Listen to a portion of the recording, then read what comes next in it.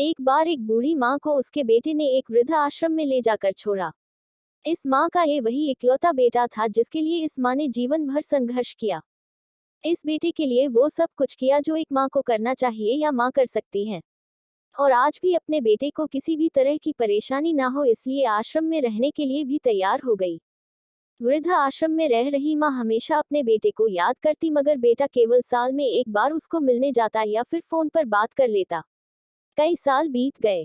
वृद्ध आश्रम से बेटे को एक दिन फोन आया। उन्होंने कहा, बेटा जल्दी से आश्रम आके अपनी माँ से मिल लो, वो बहुत सीरियस है।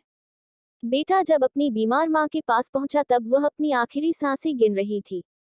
बेटे ने अपनी माँ से उसकी आखिरी इच्छा पूछते हुए कहा, माँ मैं तुम्हारे लिए क्या कर सकता हूँ बताओ।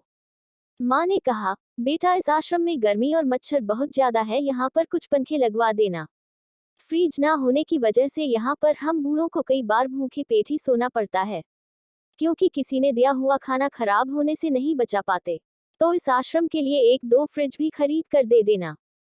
बेटे ने अपनी माँ की सारी बात सुनी और अपनी माँ से पूछा, आपने इतने साल यहाँ पर निकाल दिए पर आपने कभी भी यह बातें मुझसे नहीं कही और अब जब आपके पास टाइम नहीं बचा है तब आप ये सब कह रही है, ऐसा क्यों? माँ ने बेटे को जवाब देते हुए कहा, बेटा मैंने गर्मी, भूख और पीड़ा सहन कर ली लेकिन मुझे पता है जब तेरे बच्चे तुझे यहाँ पर छोड़कर जाएंगे तब तू ये सब सहन नहीं कर पाएगा, इसीलिए तेरी सुविधा के लिए मैं तुझे ये सब लगाने के लिए कह रही हूँ।